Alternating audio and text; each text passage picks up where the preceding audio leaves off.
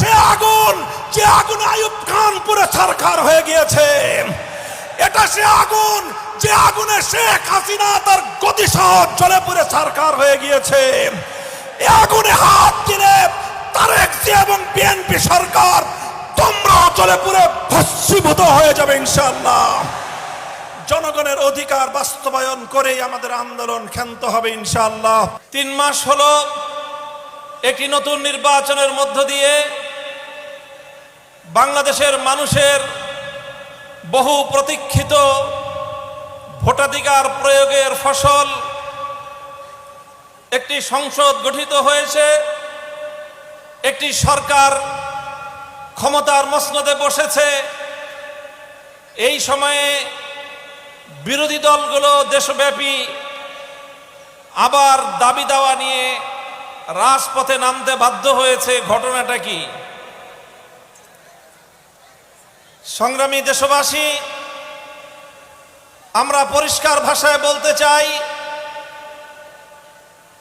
আমরা বিগত ফ্যাসিবাদী আমলে বাংলাদেশের মানুষের যে সম্মান এবং যে অধিকার আদায়ের জন্য সংগ্রাম করেছি, ফ্যাসিবাদী স্বৈরাচারী শেখ হাসিনা গণতন্ত্রের এক নতুন সংজ্ঞা বাংলাদেশের মানুষকে বোঝাবার চেষ্টা করেছিল।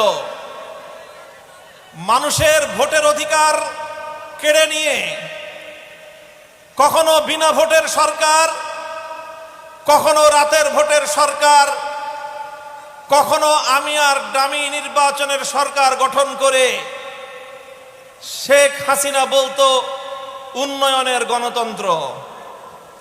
গণতন্ত্রের এক নতুন ডেফিনিশন, একটা নতুন সংজ্ঞা বাংলাদেশের মানুষকে হাইকোর্ট দেখাবার মতো করে তিনি বোঝাবার চেষ্টা করেছিলেন।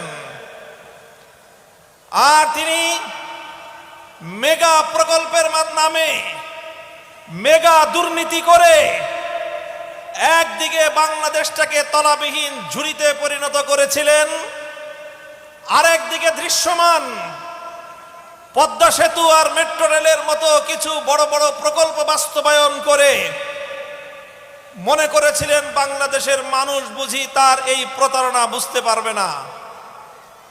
কিন্তু বাংলার মানুষ তাদের সম্মান চেয়েছিল, বাংলাদেশের মানুষ তাদের অধিকার চেয়েছিল, বাংলাদেশের মানুষ ভোটাধিকার প্রয়োগ করতে চেয়েছিল, বাংলাদেশের মানুষ তাদের ক্ষমতার মস্ত